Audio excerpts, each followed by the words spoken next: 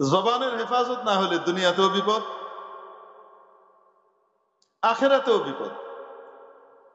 হাদিস শরীফের মধ্যে এসেছে, মানুষকে উপুড় করে টেনে হিচড়ে তার মাথাটাকে পায়ের দিকে দিয়ে মাটিতে ফেলে তার পা ধরে টেনে হিচড়ে জাহান্নামে ফেলা হবে যে কারণগুলোতে, তার মধ্যে অন্যতম কারণ হলো, বিশেষ কারণ হলো তার জবান। তার জবানের কারণে, মুখের অপব্যবহারের কারণে কাউকে গালি দিয়েছে, কাউকে তুচ্ছ-তাচ্ছিল্য করেছে, কারো হক নষ্ট করেছে, কারো গীবত করেছে, কারো উপরে অপবাদ দিয়েছে, তহমত দিয়েছে, যাচাই বাছাই ছাড়া কথা এখান থেকে ওখানে চালাচালি করে দিয়েছে।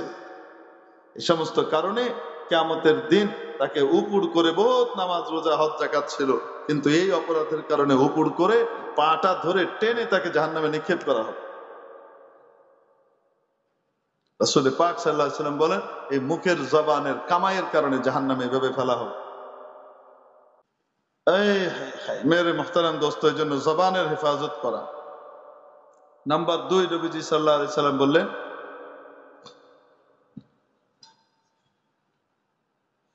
কি করো, ওয়াল ইয়াসাকা বাইতুক, তোমার বাড়ি যেন তোমার জন্য প্রশস্ত হয়। তোমার বাড়ি যেন তোমার জন্য প্রশস্ত হয়। মানুষ কোন জায়গা পছন্দ করে? সংকীর্ণ জায়গা না প্রশস্ত খোলামেলা জায়গা?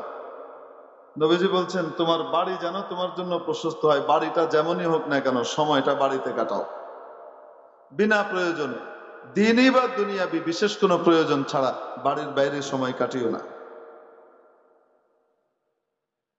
তাহলে মুক্তি পেয়ে যাবা। অফিস আদালত শেষ, চাকরি বাকরি শেষ, মিল কারখানার কাজ শেষ, দিনমজুরি শেষ, ব্যবসার কাজ শেষ, বাড়িতে এসে ঢুকো।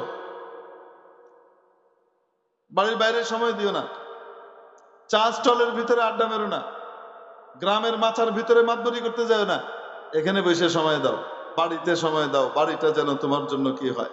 প্রশস্ত হয়। দিনই বা দুনিয়াবি প্রয়োজন ছাড়া বাইরে বাইরে যেও না, তাহলে কি হবে? বেঁচে যাবা। কেন? বাড়ির বাহির তোমার নিয়ন্ত্রণে নয়, বাড়ির ভেতর তোমার নিয়ন্ত্রণে। বাড়ির বাহির কেউ গান বাজাবে, কেউ এটা করবে, কেউ এটা করবে, কেউ উল্টাপাল্টা করবে, এগুলো সব তুমি ইচ্ছা করলেও ঠেকাইতে পারবা না। অনিচ্ছা সত্ত্বেও অনেক গুনাহ হয়ে যাবে।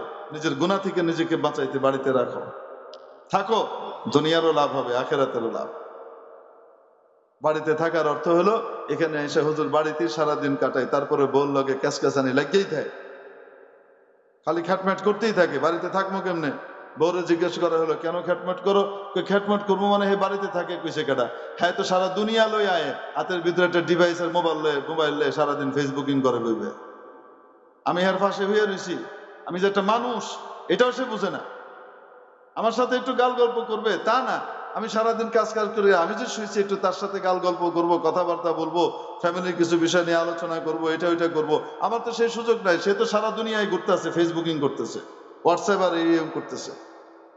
বোঝেন নাই মনে হয়? তো এখন ঘরের ভিতরে বসে যখন নাকি মোবাইলে আপনি সারাদিন বাইরের ভিতরে ঘুরতে থাকবেন, তা আপনি বাসায় আছেন না দুনিয়া ভিতরে ঘুরে বেড়াইতেছেন? তো পরিবারকে সময়টা কোত্থেকে দিলেন? গন্ডগোল তো লাগবেই। 2 দিন পরে সন্দেহের দানা ঢুকবে। কেন? পাশের বাড়ির ভাবি বলছে অমুক বেটা ফেসবুকিং করতো, আরেক বেডির লগে লাইন করে গেছে গা। এই কথা কইছে, কিসের মাধ্যমে লাইন করছে? ফেসবুকের মাধ্যমে লাইন করছে। অতএব এখন এই ব্যক্তি, এই মহিলাও সন্দেহ করতেছে, সারাদিন আমার স্বামী ফেসবুকিং করে, ব্যাপারটা কি? নিশ্চয়ই কোনো কারবার আছে। বুঝেন নাই? ছেলে তো ভালো, আসলে কিছু করে না, ওগুলা কিছু করে না, তারপরেও সন্দেহ শয়তান ঢুকাই দিছে। দরকার কি? তোমার বাড়ি তোমার জন্য প্রশস্ত। বাচ্চাদেরকে সময় দাও, স্ত্রীকে সময় দাও, তাদেরকে দিনদার বানাও, পরহেজগার বানাও, জান্নাতি বানাও, এটা তোমার দায়িত্ব। আলা কুল্লুকুম রাইন ওয়া কুল্লুকুম মাসউলুন আন রাইয়াতিহি। তোমরা প্রত্যেকেই দায়িত্বশীল। রাখাল, রাখালকে যেমন মালিক জিজ্ঞাসা করে, তোমার অধীনে যে পশুগুলো আমি দিয়ে রেখেছিলাম, তোমার অধীনস্থ এগুলো সব ঠিক আছে কিনা? নাই কেন? উল্টাপাল্টা কেন হলো? এটা যেমন জিজ্ঞাসিত হয় সে, ঠিক তেমনি ভাবে তোমাদের প্রত্যেককে তোমাদের অধীনস্থদের ব্যাপারে জিজ্ঞাসাবাদ করা হবে। আমাদের ভাই সুলতান ভাই আছেন ঢাকা শহরের, গাড়ির এসির অনেক প্রবীণ মিস্ত্রি, এসির টেকনিশিয়ান, নিজস্ব বিশাল ওয়ার্কশপও আছে ওনার। সেদিন আমার কাছে এসছেন, খুব মন খারাপ। কি হয়েছে? ওনার একটা মাত্র শালা। শালা যদি ভালো হয় তাহলে শালার জন্য মায়া মহব্বত অনেক বেশি হয়। শালা যদি দুলাভাইয়ের হক ঠিকঠাক মতো আদায় করে, ঠিকঠাক মতো সম্মান দেয়, তো তাহলে এই শালাকে খুব বেশি পছন্দ করে। কিন্তু দুলাভাই খুব ভালো এক শালা ছিল, একটাই মাত্র শালা। তাকে আজকে কিছু মানুষ কুপিয়ে মেরে ফেলছে। কি ঘটনা? ঘটনা হলো দুই দলের ভিতরে ঝগড়া লাগছে, যুবকদের দুই দলের ভিতরে। এক দলকে হ্যান করেঙ্গে, আরেক দলকে ত্যান করেঙ্গে, এই করবে সেই করবে, একে অপরকে হুমকি দিচ্ছে বসে বসে, খুব টাইট ফাইট হয়ে যাচ্ছে। এদের ভিতরে কি হইতেছে এটা সে দূর থেকে দাঁড়িয়ে, সে দুই দলের কোনো দলেরই না, দাঁড়িয়ে দাঁড়িয়ে দেখতেছে তামসা, এরা কি করতেছে। সে তামসা দেখছে। ঝগড়াঝাটির এক পর্যায়ে এক দল চলে গেছে দেহে দিমতো করে খাড়া। সেই দল কিছুক্ষণ পরে ফিরে আসছে। যখন ফিরে আসছে তখন আরেক দল এখানে আর নাই, তারাও চলে গেছে। ফিরে আসছে ছুরি কাছি দাও বল্লম লইয়া। এখন এসে তো ওদের কাউকে পায় নাই। কই এরা? কেউ নাই, কই গেল? এদের ভিতরে একজন কয়, এ একটা তো আছে।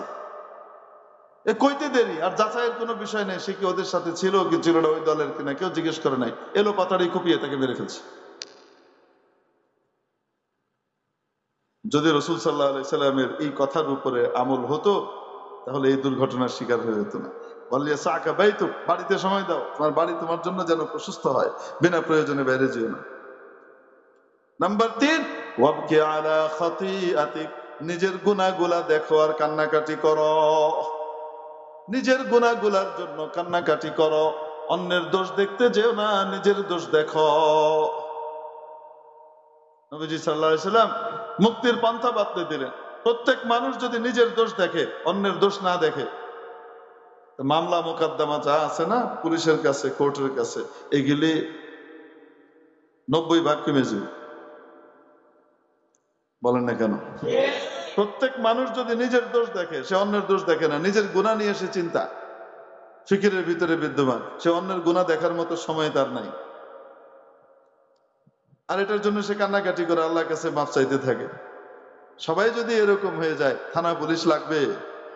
তারপরও 2-4টা কাজ্জা থাকবেই, এটার জন্য থানা পুলিশ লাগবে 2-4টা, এটা তো লাগে, এত হারে লাগবে না।